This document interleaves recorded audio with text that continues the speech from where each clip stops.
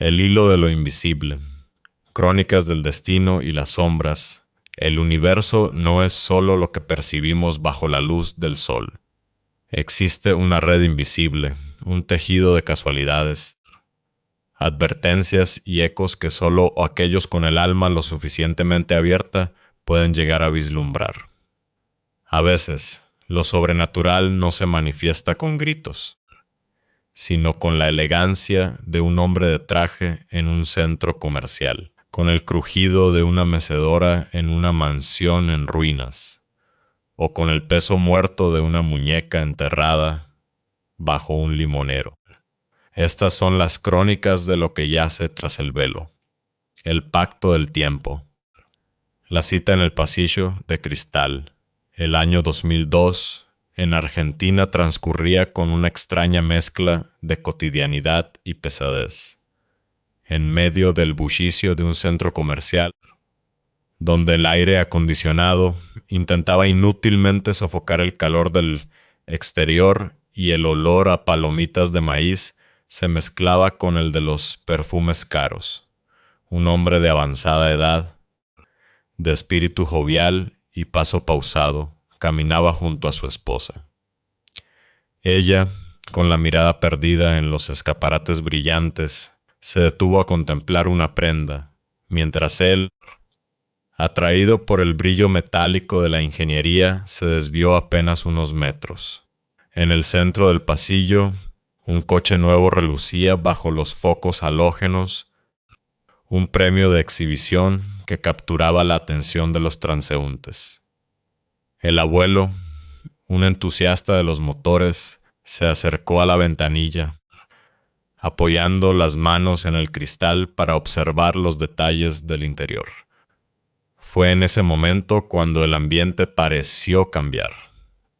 El ruido de la multitud se volvió sordo, como si una campana de cristal hubiera descendido sobre él. Sintió una presencia a su lado. Al girar la cabeza, vio a un hombre extraordinariamente alto, cuya figura imponía un respeto inmediato. Vestía un traje gris perfectamente planchado y sostenía un maletín de cuero oscuro. Su rostro emanaba una serenidad que rozaba lo inhumano. El abuelo, siempre dado a la charla, no se sintió intimidado. «Es una joya, ¿verdad?», comentó el abuelo, señalando el vehículo. «¿Quién pudiera llevárselo a casa?». El extraño no miró el coche. Sus ojos, profundos y cargados de una sabiduría ancestral, se fijaron directamente en el anciano. Una sonrisa leve, casi imperceptible, se dibujó en sus labios. «No he venido por el coche», respondió el hombre del traje con una voz que sonaba como el murmullo de un río profundo. «Soy un ángel». El abuelo parpadeó, desconcertado. En cualquier otra circunstancia se habría reído o habría buscado una cámara oculta, pero había algo en el aire, un frío repentino que le recorrió la columna, que le impidió burlarse. «Vengo a decirte», continuó el mensajero sin preámbulos, «que te quedan 15 años de vida». La sentencia cayó como una losa de mármol. 15 años. Para un hombre que ya peinaba canas, era una cifra generosa, pero escucharla así, con tal precisión, resultaba escalofriante. Sin embargo, el abuelo, haciendo gala de su característico humor, soltó una carcajada nerviosa. «¿Solo 15?» bromeó, aunque su corazón latía con fuerza. «Me parecen pocos, pero si es lo que toca, trataré de aprovecharlos bien». El ángel pareció sorprendido. Sus hombros se relajaron y su mirada se volvió más cálida, casi humana. «No todo el mundo reacciona con tanta entereza», confesó el hombre del maletín. «Muchos se enfadan, otros caen de rodillas suplicando. Como me has caído bien y tienes un buen corazón, te voy a regalar 5 años más. Tienes 20 años a partir de hoy». En ese instante, la voz de su esposa rompió el hechizo. Deja de tontear con los coches y vamos, que se hace tarde. El abuelo desvió la mirada apenas un segundo hacia su mujer. Cuando volvió la vista al frente, el lugar donde estaba el hombre de traje estaba vacío. No había rastro de él. No había forma física de que alguien tan alto hubiera desaparecido entre la multitud en un abrir y cerrar de ojos. El frío en su espalda se transformó en un sudor gélido. Los años pasaron. En 2006, el abuelo sufrió un infarto fulminante. La familia lloraba en los pasillos del hospital mientras los médicos luchaban por su vida. Cuando finalmente despertó tras la cirugía de marcapasos, su nieta pequeña, Eugenia, lo miraba con ojos llenos de lágrimas. Él, sin embargo, estaba tranquilo. «No lloren», decía con una sonrisa débil. «Todavía no me toca. Me lo prometieron». Aquella historia se convirtió en el folclore de la familia. Cada Nochevieja, entre copas de sidra y el calor de las fiestas, el abuelo repetía el relato. Pero al llegar el año nuevo de 2020, algo cambió. El hombre, ya cansado y con la mente comenzando a nublarse por las sombras de la demencia, hizo las cuentas en voz alta frente a todos. «Este es el último tramo», murmuró, ya sin tanta risa. En 2022 se cumplen los 20 años. Llegó la pandemia, el aislamiento y el silencio. En febrero de 2022, tal como lo había predicho aquel extraño en el centro comercial exactamente 2 décadas atrás, el abuelo cerró los ojos por última vez. No fue el virus, fue simplemente que su tiempo, aquel regalo extendido por una sonrisa, se había agotado. Eugenia, ahora adulta, quedó convencida de que aquel hombre del traje no solo le dio una fecha, sino que lo acompañó en el último suspiro, asegurándose de que el viaje final no fuera en soledad. Oz, la mansión de los ecos, el invitado del pasado, en un rincón de Colombia, donde las montañas suelen ocultar secretos bajo la neblina matinal. Vivía Daniela, una joven cuya curiosidad era tan grande como el misterio que habitaba frente a su casa. Cruzando la calle, se erguía una mansión que el tiempo había decidido devorar. Era una estructura imponente, pero sucia, con las paredes descascaradas y las ventanas como ojos ciegos cubiertos de polvo. Lo más inquietante no era la casa en sí, sino el anciano que habitaba su porche. Día tras día, un hombre de piel apergaminada se mecía en una vieja silla de madera. El crec-crec de la mecedora era el único latido de aquel lugar. Cuando alguien se acercaba a ofrecerle ayuda, él levantaba una mano temblorosa y decía con una voz quebrada: «Estoy esperando a mi esposa, ya casi llega». El problema era que su esposa llevaba años muerta. Un día, sin que nadie lo notara, el anciano dejó de mecerse. Desapareció.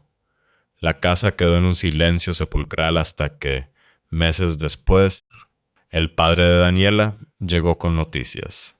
La mansión había sido vendida. La remodelación comenzó, pero ni las capas de pintura dorada ni el mármol nuevo lograban quitarle a la propiedad ese aire de tragedia suspendida. Una tarde, Daniela vio llegar a los nuevos vecinos y su corazón dio un vuelco al reconocer a Alejandro, un chico de su escuela por el que sentía una atracción silenciosa.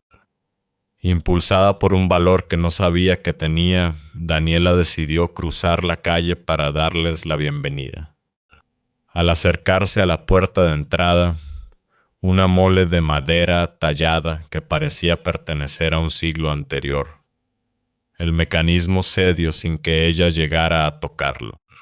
Se abrió con una lentitud ceremonial. «Hola», susurró Daniela. El aire dentro de la mansión era denso, cargado de un olor a sándalo y algo más, algo metálico, como el hierro. Un gato negro de ojos amarillos como monedas de oro apareció de la nada y comenzó a caminar por el pasillo de mármol rojo. Daniela, como hipnotizada, lo siguió. La puerta principal se cerró tras ella con un estruendo seco que le heló la sangre. Adelante, Daniela, te estaba esperando. Era la voz de Alejandro. Ella entró en una habitación donde la luz entraba de forma lateral, creando sombras alargadas. Él estaba allí, más guapo que nunca.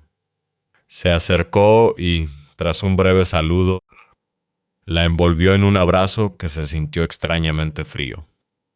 El beso que siguió fue fugaz, pero suficiente para que Daniela sintiera que algo no encajaba. Al levantar la vista, el horror se desplegó ante ella. Del techo, que antes imaginaba decorado con molduras elegantes, colgaban ganchos de carnicero. De ellos pendían restos de animales, descuartizados con una precisión quirúrgica y macabra. El olor metálico ahora era insoportable. Alejandro comenzó a reír, pero no era su risa habitual. Era un sonido gutural, cargado de una malicia que no pertenecía a un chico de 15 años. Con una rapidez inhumana, atrapó al gato negro que los había guiado y, ante los ojos aterrorizados de Daniela, comenzó a repetir el horror que decoraba la estancia. Daniela intentó gritar, pero su voz se extinguió en su garganta. Corrió hacia la puerta, pero la madera parecía haberse fusionado con el marco. Sintió una sombra gigante, una oscuridad absoluta que nacía de las esquinas, envolviéndola como un tornado de hollín. Despertó de golpe, bañada en sudor en su propia cama. Corrió al balcón y miró hacia afuera. La mansión seguía allí, abandonada, oscura y en ruinas. Todo había sido un sueño, o eso creía. Al día siguiente, en la escuela, se encontró con Alejandro.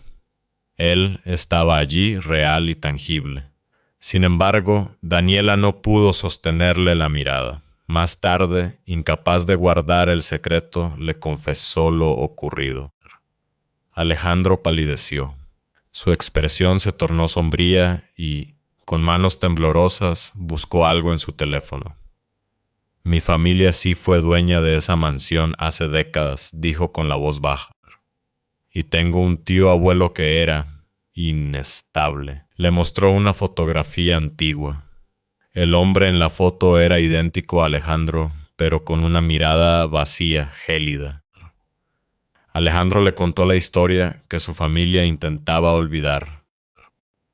Aquel tío había comenzado torturando animales en el sótano y terminó asesinando a su propia madre en un arrebato de locura mientras el padre estaba de viaje. Cuando el abuelo regresó y encontró la carnicería, su mente se quebró. Sentó en la mecedora del porche a esperar que su esposa regresara, negándose a aceptar que su propio hijo la había destruido. Allí se quedó hasta que el tiempo lo convirtió en un fantasma antes de morir.